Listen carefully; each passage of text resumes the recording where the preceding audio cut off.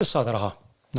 Me võime mõelda klassikaliste viisi peale, eks ole, lähen tööle, ma ei tea, investeerin, teen ettevõtlust, osutan teenust, müün mingeid tooteid, võtan dividende, ma ei tea, võidan lotoga äkki, leian põrandalt raha kuskilt, teine.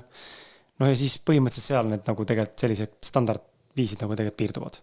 Aga ma olen õppinud läbi selle poole, et mitte ainult raha, vaid ka rahas mõõdetav ja nii-öelda raha väärtus või asjad, mille taga on rahaline väärtus, saavad tulla ka ellu hulgaliselt rohkematel viisidel ja viisidel, millest ma ise poleks mitte kunagi jälle osanud mõelda, et ma sellise viisi saan. Raha saab ka tulla, kes kannab sulle raha eest. Öeldaks, mul on nii palju kirjutatud varasemat aasta jooksul, et kuule, teed nii ägedat asja, et anna kontonumber, ma tahaks toetada podcasti. Ja siis, mis juhtub selle tulemusel? Selle tulemusena toimub avardumine. Ehk siis, mis on veel võimalik? Mul enne ei olnud seda ust.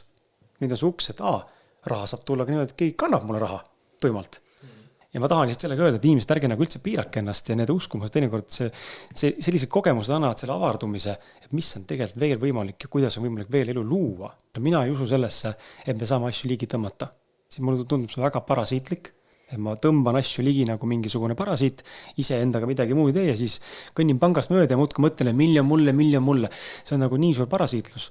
Mulle tundub loogilisem ja see on minu kogemus täna olnud, ma pean ise inimesena kasvama. Ma jõuan asjade sagedusele, mis siis on kõrgema sagedusega, ma ei tea, olgu see auto või luksus või mingi abandon, mingi muu asi, küllus on ju. See on kõrgema sagedusel, kui on need muud madalamad asjad, mida me kogeme.